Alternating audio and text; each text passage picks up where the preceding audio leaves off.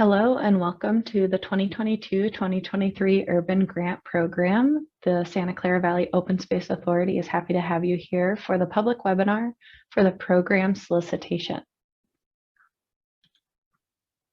So again, this is the program webinar. If you're interested in the capital webinar, that will be this Thursday, October 20th. And this portion is actually pre-recorded. We will have a live Q&A at the end. But in the meantime, participants will be muted, but you're welcome to type your questions along the way in the Q&A button. If you need to ask your question live, you'll be welcome to do that during the Q&A portion, and we'll unmute you for that if you need to raise your hand or anything like that, if you're not able to type your question, or if we're not able to answer it through that chat function or the Q&A function. Along the way, closed captions are available at the bottom of your screen, and this webinar, as well as the Capital webinar, will be recorded and posted to our website. So to welcome you and to introduce ourselves, I'm Jackie Latham. I use she, her, hers pronouns. I'm the Grants Program Coordinator here at the Open Space Authority, and I'm your main contact for the Urban Grant Program. So you're always welcome to email me, and my phone number is also here. And we're also joined by Megan Drager, our Grants Program Manager, and she'll be helping us with fielding questions and so forth at the end of the webinar. For this webinar, we're going to start with a land acknowledgement, talk about the Urban Grant Program, go through the specifics of this cycle and the timeline. We'll talk about the online application and the grant software, the review process, and have plenty of time for questions. So to start, we acknowledge that the Santa Clara Valley Open Space Authority works within lands that were originally stewarded by the Waswas, Chochenyo, Mutsun, and Tamian speaking peoples. Today, we are honored to partner with the Ama Mutsun Tribal Band and Muwekma Ohlone Tribe of the San Francisco Bay Area in our shared work to protect and restore the environment and connect people to land. And if you're interested in learning more about our tribal partnerships, you can read about it on our website. So the Santa Clara Valley Open Space Authority conserves the natural environment, supports agriculture, and connects people to nature by protecting open spaces, natural areas, and working farms and ranches for future generations. We've protected over 28,000 acres, and we have 3 preserves that are currently open to the public. We have lots of activities like environmental education, volunteer programs, and community events, and all of our preserves and events are free of charge. Measure Q and Measure T were both passed in 2014 and 2020 overwhelmingly by voters, and this provides the funding for our Urban Grant Program. And you're welcome to read more about that in our Measure Q expenditure plan if you're interested in how this competitive grant program was started. And the Open Space Authority is funded primarily from a $24 annual parcel tax. So the Urban Grant Program, it's gone by some other grant names, but that is primarily what it's called now. This has been in existence since 2016, and since then we've awarded about 54 grants and almost $4 million in grant awards. And if you're interested in learning more about the past awardees, you can see that at our Urban Success Stories on our website. So now we'll talk about this cycle and specifically the program solicitation. So we really recommend that you look through the 2022-2023 grant guidelines. This is going to give you lots of great information about deadlines, timeline, the application questions, and specific information about that, additional documents, and so forth. And this can be found on our website. So if you go to our grant website, you'll see a button that says Apply, and it will take you to this page that has lots of program materials. I know it's a lot at first, so I thought I'd orient you a little bit. The first link is our online application. And this is really important. This is where our pre-application is linked currently and where their full applications will be. And if you're awarded, this link will be where you'll actively manage your grant. And all applicants must apply through this online link. So that first link is important. You'll see the online workshops are linked here, and when they're recordings are done, they'll be linked here. The program guidelines and the capital and planning guidelines are linked here. We have an eligibility map, a budget form template, which you will need to use, then some documents that you may or may not need to use. If you have a fiscal sponsor, if you're applying for a capital project, you'll need some site control information, CEQA, etc. There's our board district map, a WiseHive tutorial. This is a tutorial to walk you through how our grant management software works and some tips and tricks. And then there's 2 Word versions of our applications. This is just for reference, so you can use it to download it and look through the information, but please use the online application form, that first link to actually submit your information. Then at the very bottom, there's our frequently asked questions document. This is currently up with some questions, and it will be updated throughout the pre-application and full application phases. So if you have questions along the way, we do recommend that you look at the FAQ. For the Urban Grant Program, there's 4 project categories. Your project can be in one or more of these categories. They're environmental stewardship and restoration, parks, trails, and public access, environmental education, and urban agriculture and food systems. Eligible applicants include nonprofits, schools and school districts, and public agencies. And if you are not one of those, you may also apply with a fiscal sponsor that is one of these. The fiscal sponsors in this case would be the applicant. So if you are filling out an application and you have a fiscal sponsor, the fiscal sponsor does need to be the main organization applicant. And you can read more about how fiscal sponsors work in our guidelines. So there's 2 main project types. The 2 solicitations are for programs, which we're talking about today, which include classes, trainings, curriculum building, special events, program development, and other impactful community services that help connect people living in urban areas to nature. There's also a capital solicitation, which we'll be talking about on Thursday, which include capital improvement and/or planning, mostly for capital projects. But you may have some program planning aspects of your project, and that's okay. But capital projects include the planning and/or implementation of long-lasting improvements, including natural or built construction, restoration, or enhancement that bring nature to urban areas. And if you have specific questions about capital or programs or planning and how this fits in with your specific project, feel free to reach out to us and we can set up a call or talk more about your specific project. So in summary, for these 2 solicitations, in total, we have $1.5 million allocated for this cycle, broken into 2 halves. So for the programs, these awards will be for projects that are $20,000 to $100,000, with a total of $750,000 available for programs.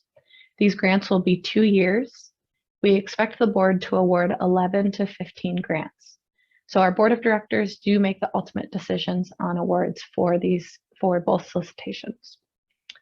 The capital projects, capital or planning projects, these projects are between $40,000 and $250,000, with a total of $750,000 for a 3-year grant period. And we expect the board to award between 4 and 6 grants. If you're a returning applicant, you might notice that some of those things are different. We used to have small and large grants. Now we have programs and capital. Some other changes are that now we only require match for organizations that have at least $10 million in annual revenue. So there is a 25% match requirement for those organizations. If you're a smaller organization that does not have an annual revenue of $10 million, you do not need to turn in match. We're also using a new grant management software called WiseHive, which we'll discuss in a little bit. So the scoring criteria, this is for the full application. There are about 8 categories that will be scored. There's project planning, budget, goals, and impact, community engagement, stakeholder support, and community building. There's organizational capacity, underserved communities, leadership and innovation, and climate resilience benefits. So you could have a total score of up to 125. In the past, we've had bonus points and so forth, but no, we no longer have that. We just have a total possible score of 125 points. And we'll talk about each of these sections. The program area is this light part within our jurisdiction. So you'll see there's some grayed out part and some black crosshatch. Those are not eligible. Your programs really do need to serve those that are within our eligible jurisdiction and within our eligible grants area, which is the orange crossed section.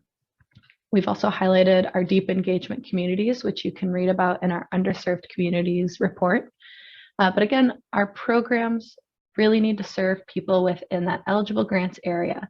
So you might have some programming that happens within like an open space that might be outside of the urban areas, but really the people that are being served by the program do need to be, like the grant program is called, the urban grant program, they do need to be living in those urban grant areas. So that should be the primary focus of your program.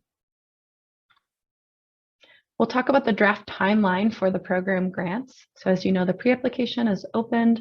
We are here talking about the program webinar, and the pre-application is due November 8th by 5 p.m. Then there will be a review for eligibility, and we'll get back to applicants, giving about at least 8 weeks to do the full application. The program grants are due, the full applications are due February 9th of next year by 5 p.m. Then there will be a staff review, and we expect to take these reviewed applications to the board. The board of directors has the final decision, which we expect to be on May 18th of 2023. These dates could change, so please check our website, and we'll be giving out information about these confirmed dates as we get closer. After the board makes award decisions, we'll go through the grant agreement process, which can take 1 to 3 or more months. This does involve some paperwork, so please be aware that your program likely will not start until summer, late summer, early fall, potentially.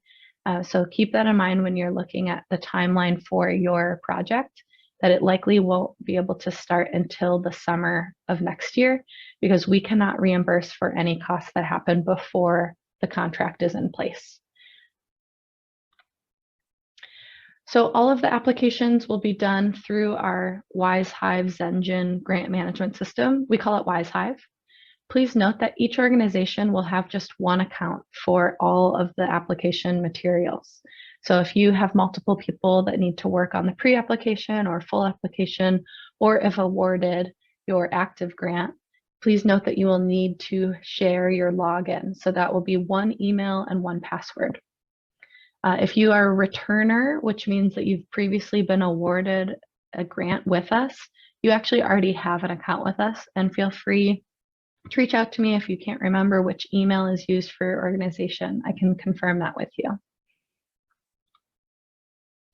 If you're new to the WiseHive system, there is a tutorial that's on our grant website. This is the basic information about how to log in, the homepage, etc. And we'll talk about some of these as well. But I will be your main person for questions for the grant software. So always feel free to email me. You can send me screenshots if you're stuck at a certain point.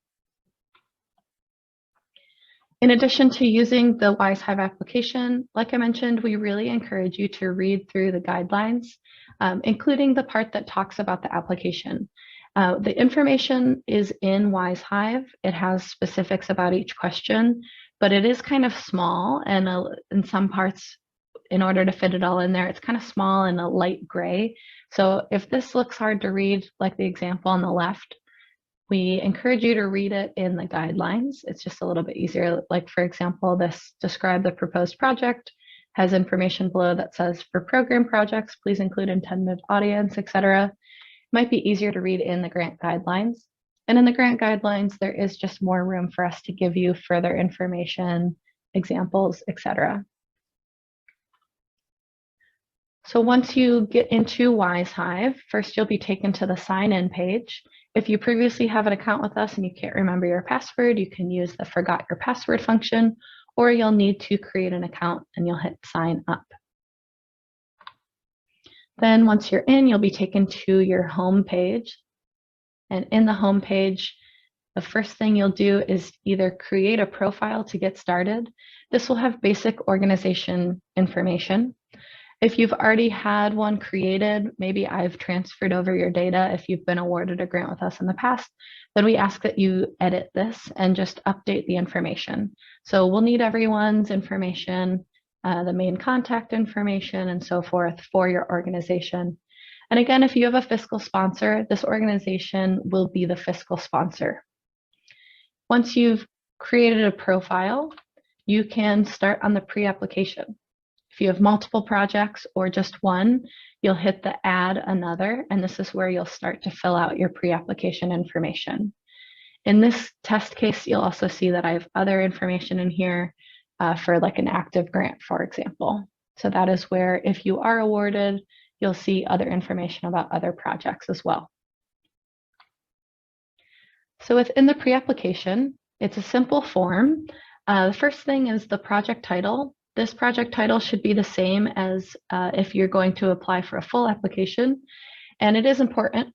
We use this information to give summaries to our board, and it does tell us about the project. And so we do encourage you to think carefully about the title. You do not need to have your organization's name in the project title. Again, if you have a fiscal sponsor, they are the applicant in this case. There's some required questions. You do need to answer those. You can write NA if not applicable or 0. There may be some character limits. There's no special formatting in this online form. So if you are working on your application in another program like Word, you would lose any bullet points or bolding or anything that you might have formatted. So just remember that there's no special formatting. And there's no required documentation for the program pre-application unless you have a fiscal sponsor. But if you are a small organization that is not required to turn and match, but you don't have any public fiscal information, we might follow up with you for some financial documentation for eligibility. These are the 8 or so pre-application questions you'll see, asking about the type of organization, fiscal sponsor, what type of grant you're requesting. In this case, it should be programs, the dollar amount requested, the project description, and where your project is located. If you have questions about the location of your project, please let us know. Then once you're working on it, you can either save changes along the way. Every 5 minutes or so, an automatic draft will be saved. But once you click that Save Changes button, it will reroute you back to your project home page, your project page. And then you'll see this green button that allows you to submit your pre-application. It's really important that you click this green Submit button by November 8th. Even if you save changes along the way, it is not actually submitted until you click that green button. If you submit it and then you realize you want to make some changes and the deadline has not passed yet, you are able to click Edit. It'll warn you and you can proceed, and then you could make some edits and resubmit your pre-application. Please just make sure that you do that before the deadline. Once you submit your pre-application, we will get back to you about eligibility for the full application, and you'll have access to the full application in here for programs. You could also see the capital might be in there, but you can ignore it if you're only applying for programs. Again, you can save your draft on full application as well. And for the full applications, as you're saving your draft and working, make sure that you click that Submit button when it is time to turn in your full application. There might be multiple things on your project page, so we pointed out multiple times because there might be multiple submission buttons if you have multiple programs going on or projects that you're applying for. So please make sure that you hit that green Submit button before the deadline for the pre-application and the full application. So the pre-applications will be open until November 8th at 5 p.m. You cannot submit it after that due date. It'll take us 1 to 5 weeks for an eligibility review. So you should hear back by the latest by November 19th, giving you at least 8 weeks to do your full application. And those are due by 5 p.m. on Thursday, February 9th. So now we'll talk about the full applications. First, there will be an overview section. Some of these things will be familiar from the pre-application. So it will be the type of project, grant categories, project locations, who the project serves, and then the project abstract. And this is a 3 to 4 sentence abstract, an overview of your project. And it is important because this is one of the things that is used in summary of all the projects that are taken to the board. And the staff reviews will use this project abstract in multiple places. So do think carefully about your project abstract. We'll ask you for the project planning section to describe your project, and this section is worth 20 points. So you'll talk about the proposed project, key project deliverables, and estimated completion dates, if there's any required permits or permissions, what the lifetime of the project is, and its readiness for implementation. The project budget is worth 15 points. There is a template that we ask that you use. It's provided on our grant webpage. There's a few tabs within that template, which includes instructions and an example. So if you're not sure exactly how to format it, you can look at our example. If you are an organization that has $10 million in annual revenue or more, you will need to turn in the information about matching funds. If you are not, but you are a smaller organization, but you are turning in match, you may, but this will not influence your project budget scoring. And if you have matching funds, that will become part of your contract if you are awarded. So that is just something to keep in mind. If you're a nonprofit organization, you can have up to 5% of indirect costs within your project budget. And if you have questions about direct and indirect costs, you can see our Appendix F of the guidelines. The project budget also has some questions in addition to that form. So there's a summary of each bucket of your budget. So the personnel, the wrapped up numbers for contracted services, etc. If you have matching funds, we ask that you provide a brief narrative about your budget and how this relates to your project. And there's also a question about award amount. Our board of directors does reserve the right to award partial funding. They have the ultimate decision making of who is awarded and for how much. So we'd like to provide them with information of how partial funding may affect your program in the case that they are interested in doing partial funding, which we're not sure if they would. For information on that, last cycle, the 2020 cycle, was the first time the board awarded partial funding. There's a section on project goals, which is worth 15 points. It'll ask you to describe specific problems or unserved needs that your project will address, and to give us some numbers on how your project will serve the community. So we ask these because it's a way that we can track data across all projects. So we ask everyone to tell us the number of people served, youth served, and number of programs. If your project does not serve youth, it's okay to put 0. That won't affect your scoring. We are just looking for some consistent numbers across the board. And then if your project has some other specific goals, let's say you're planting trees or something like that, you can give us information about that in the other grantee goals. There's a question about impact worth 15 points, as well as community engagement, stakeholder support, and community building. It'll ask you to describe the lasting impact of the project, as well as the community support and or engagement process. And if you have partner letters or letters of support, there will be a section below to turn in documents. There's a question on organizational capacity worth 15 points, as well as underserved communities. It'll ask you to briefly describe the organization and its ability to successfully implement this project, as well as how this project addresses open space needs for sensitive populations, such as residents of park-poor neighborhoods, underserved or disadvantaged communities, youth, seniors, persons with disabilities, or is located within an underserved or under-resourced community.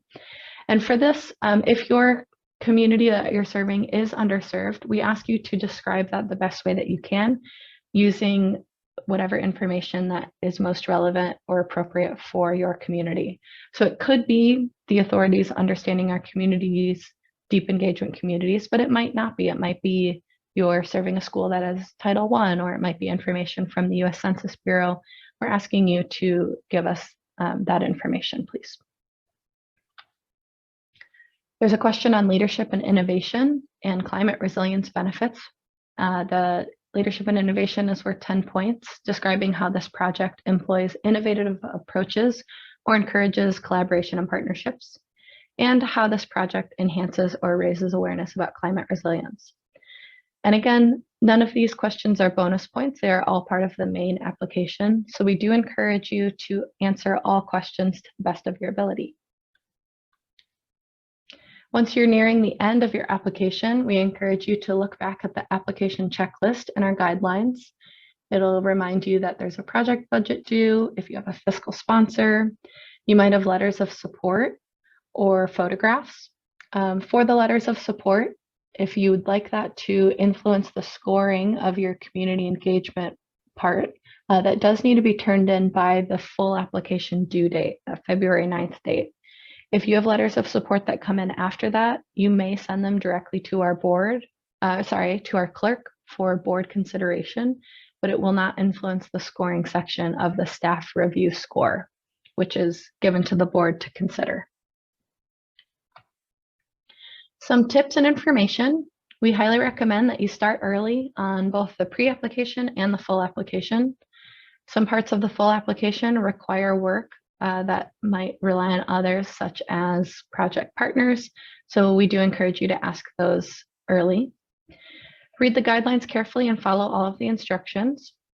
Make sure that the project deliverables and project budget are consistent.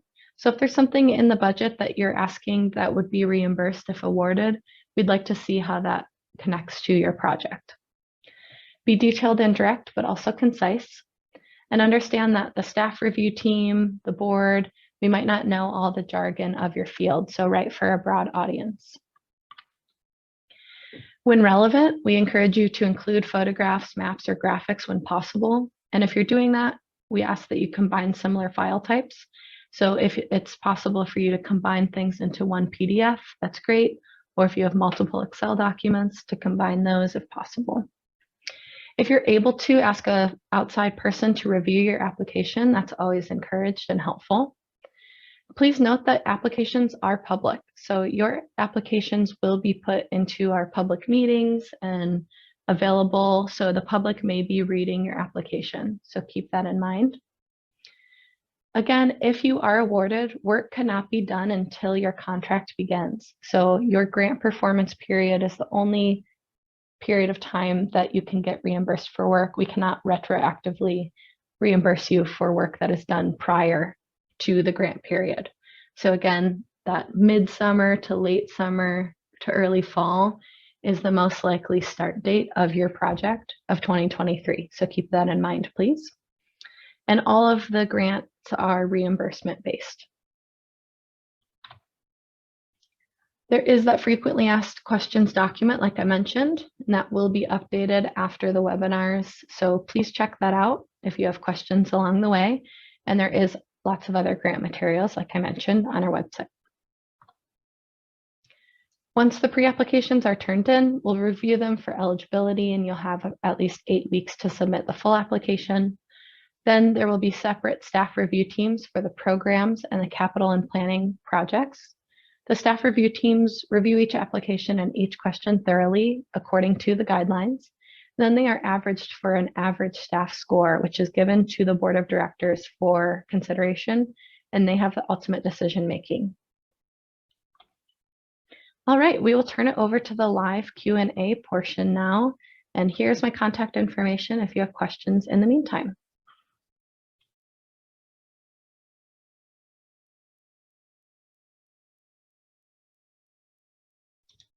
All right, hello. I'm going to actually reshare that so you have our information on your screen.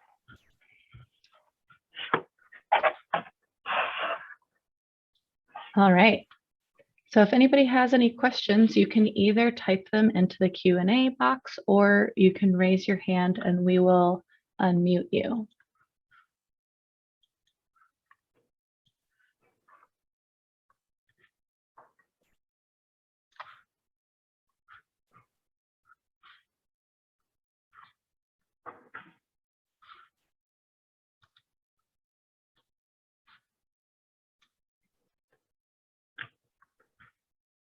We have a few questions. One of the questions is, for the program grants, do programs need to be brand new or can they be to maintain current programming? That's a great question. The programs do not have to be brand new. There is some consideration of the organizational capacity. So if you've had this program before and it's ongoing, then that is that could be scored well for organizational capacity. There is some innovative scoring as well. So it's kind of a balance. I don't know, Megan, if you'd want to weigh in with that. Sure. I think just echoing what you were saying, they absolutely can apply for existing programs, and we would go from there with the scoring, but nothing preventing you from applying for an existing program. Great. And this is a great question. Is the pre-application just to ensure that you qualify, or is it a first cut for your proposal? I did not mention this very clearly in the webinar, so thank you. The pre-application is required. It is for eligibility, but it is a required part. So in order to do the full application, you do need to first do the pre-application. And you are definitely able to apply for both program and capital.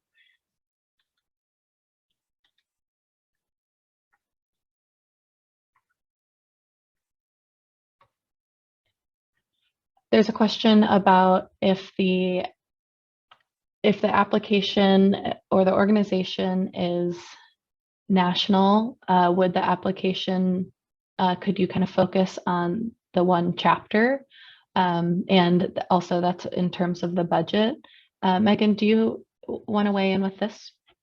Yeah, we can follow up with you separately to confirm, but that sounds like something that we could use the local chapter budget.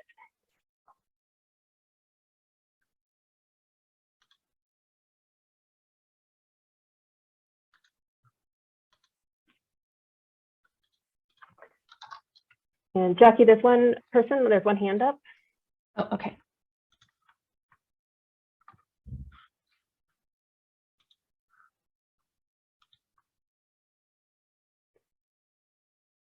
I think, oh, yes. Debbie, you should be able to ask your question live if you'd like. Okay, thank you. Can you hear me? Yes. Okay, great. I have a couple of questions that are related to the technical parts of the grant, and then one other one that I just put in the written one. The first technical one is, if we applied for a grant last year or 2 years ago, I forget which it was, but weren't granted, do we need to create a new WiseHive account? Because we had a previous account with the previous system. Great question. So if you were not previously awarded, you will need to make an account with WiseHive. We transferred over logins for only active grantees. So if you don't currently have an active grant with us, then you would not have a login. So in your case, Debbie, I think you would just click the create a new account. Okay, great, thanks. The second sort of technical question is, you mentioned that the grants are reimbursement based.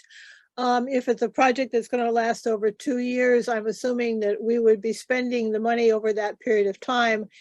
When can you submit your first request for reimbursement? Is it monthly, quarterly? How does that work? Great question. So in terms of the frequency of reimbursements, the active grantees can submit reimbursements up to monthly, and we encourage quarterly. So that's usually between 4 and 12 a year. But it kind of is based on what makes the most sense for your program. So sometimes people do every other month or so forth. I'm not sure if I got the other question about the 2-year period, or does that answer that?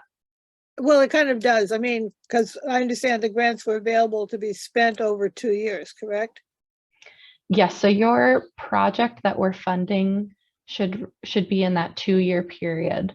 There might be some aspects of your project related to your project that are unrelated to your grant, but what we are reimbursing you for and the primary work of that project should be in that 2-year time frame.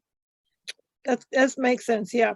And it helps to know that it could be, I guess, if we start off monthly, would it always have to be a monthly reimbursement, or could it be monthly if we have a big lump of expenditure and need to, okay, that's really helpful Yep. too. That's great. Yep. So then I did put a question in the written chat, and I can give it orally too. If our program goal is to remove lawns and install native plant habitats in the urban areas, would that be a program project or a capital project?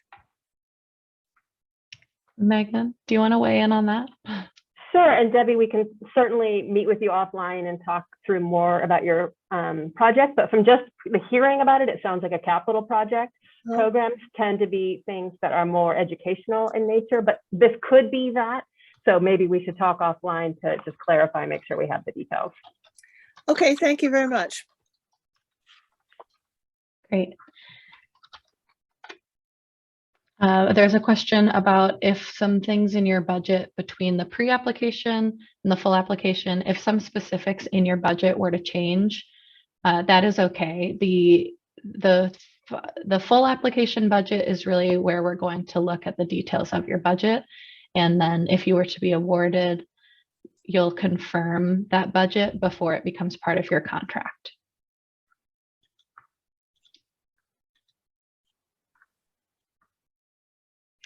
So there's a question about if your program includes locations and participants within and also outside of our jurisdiction. So the primary focus of your program does need to be within our grant area, within our jurisdiction. There could be some aspects or some participants outside of our jurisdiction, but to really answer that question accurately, I think we would need more information. The primary part of your application should be focused within our jurisdiction. And so we can talk through some of the specifics on how you might need to do that for your specific project. Yeah, I can just add the participants, I think is a little bit harder. Like Ducky was saying, you can't always control who comes to an event, for example, but the focus should be the folks in our jurisdiction. However, it's locations. If a location is outside of our jurisdiction, that would not be something that would be eligible. Our board has directed us that these are things specifically within the jurisdiction, if that helps.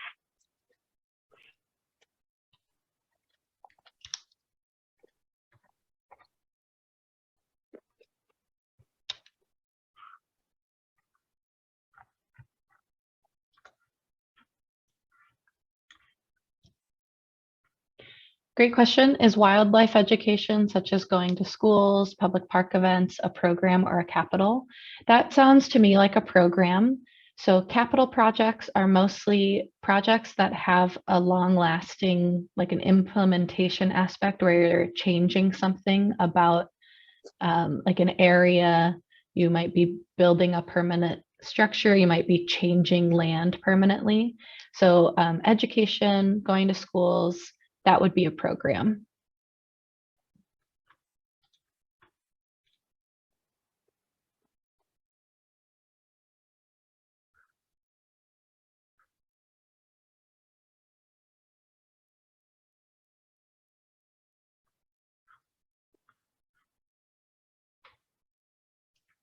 Well, Megan and I will stay on for a few more minutes if you're thinking of your questions and you want to stay on, but it sounds like a lot of the questions have been answered, and this webinar, like I said, it's being recorded right now and it will be posted to our website. So if you forgot something that we said and you want to check back, again, we are available if you have specific questions about your project.